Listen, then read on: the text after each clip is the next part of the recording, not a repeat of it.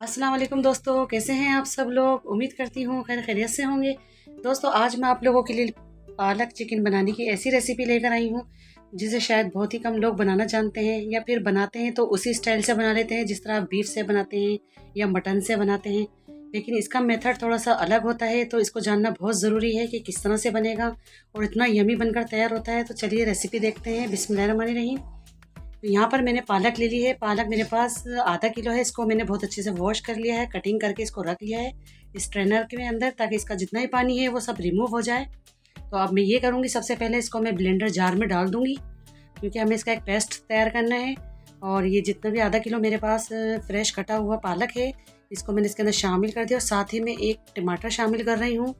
अगर आपके पास बड़ा साइज़ का टमाटर हो तो आप बड़ा यूज़ कीजिएगा, लेकिन आज मुझे रेड कलर के टमाटर नहीं मिले, तो थोड़े से कच्चे पक्के टमाटर है मेरे पास। तो ये एक अदद टमाटर भी मैंने इसके अंदर डाल दिया है और इसको मैं ब्लेंड कर लूँगी बहुत अच्छे से। तो चलिए अब रेसिपी की तरफ बढ़ते हैं। बिस्मिल्लाहिर्रहमानिर्रहीम। यहाँ पर मैंने एक कढ़ाई ले ली है, उसके अंदर शामिल कर दिया है half cup cooking oil. Oil जैसे ही मेरा गर्म हो जाएगा तो इसके अंदर शामिल कर रही हूँ एक प्याज, जो कि मैंने स्लाइस में कट कर लिया है, और इसको शामिल कर दिया है इसके अंदर। इसको मैं फ्राई करूँगी बहुत अच्छे से, जब तक इसके अंदर बहुत खूबसूरत सा गोल्डन कलर नहीं आ जाता। तो इसको मैं फ्राई करती रहूँगी। देख सकते हैं माशाल्लाह से कितना अच्छा इसके अंदर कलर आ गया है। तो अब यहाँ पे मैं शामिल करूँगी 1 चम्मच भर के अदरक लहसुन का पेस्ट। इसको भी बहुत अच्छे से हम फ्राई करेंगे। जैसा कि मैं हमेशा से कहती आई हूँ कि बिल्कुल फ्रेश यूज़ किया करें, अदरक लहसुन को बिल्कुल ताज़ा पीसा करें। अब साथ ही में मैं इसके शामिल कर रही हूँ चिकन मेरे पास है आधा किलो। तो इसको भी मैं बहुत अच्छे से फ्राई करूँगी, और जब तक फ्राई करती रहूँगी कि इसका कलर वाइट नहीं हो जाता। तो ये देख सकते हैं बहुत अच्छे से इसको मैं फ्राई कर रही हूँ। इसका कलर चेंज हो जाएगा बहुत अच्छे से।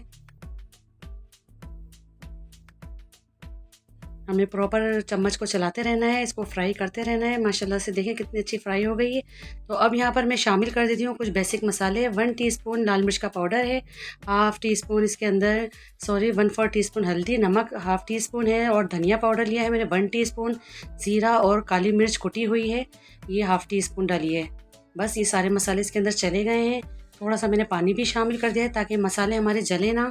और इसकी मैं करूँगी बहुत अच्छे से भुनाई, ताकि जितना भी मसालों का फ्लेवर है वो हमारे चिकन में अच्छे से आ जाए और भुनाई भी हो जाए इसकी बहुत अच्छे से। तो यहाँ पर मैं भुनाई कर रही हूँ इसकी बहुत अच्छे से, और फ्लेम को हमें मीडियम टू लो ही रखना है, बहुत ज़्यादा हाई फ्लेम नहीं रखना, क्योंकि चिकन अभी हमारी कच्ची है। तो इसके बस हमें भुनाई करनी है बहुत अच्छे से।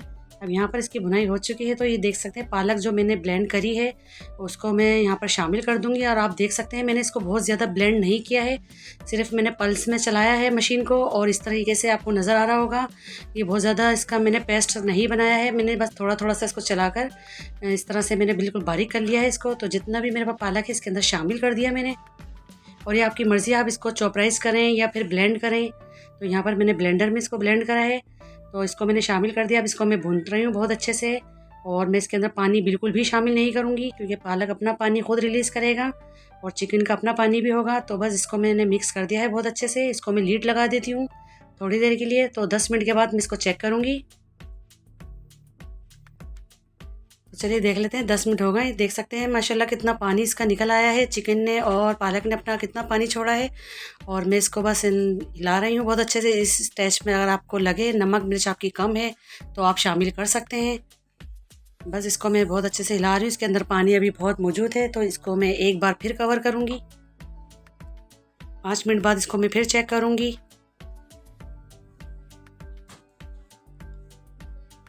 तो ये देख सकते हैं माशाल्लाह से बहुत अच्छे से कुक हो रही है हमारी चिकन पालक, और पानी भी देख सकते हैं काफ़ी हद तक इसका ड्राई भी हो चुका है।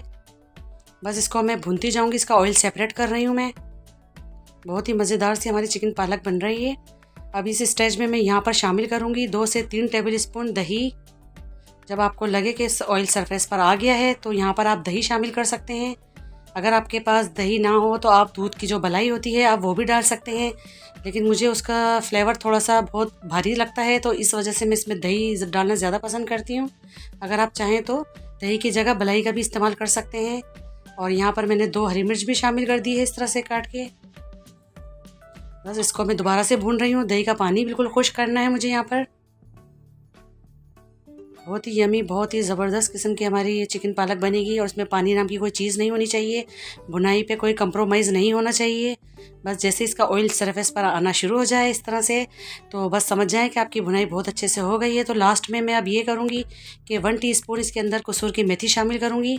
इससे इसका टेस्ट और बहुत अच्छा इन्हेंस हो जाएगा और बहुत ही अच्छा इसका फ्लेवर निकल कर आएगा। बिल्कुल लास्ट में करेंगे हम इस काम को। तो माशाल्लाह से ये देखें, बिल्कुल कमर्शियल स्टाइल की मैंने आज बनाकर दिखा रही हूँ आपको, जिस तरह से कि बाज़ार में मिलती है इसी तरीके से पालक होती है, ब्लेंड करके बनाई जाती है।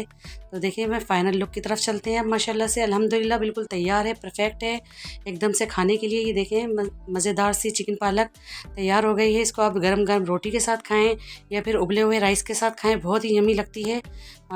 मेथड इसका थोड़ा सा मुख्तलिफ है।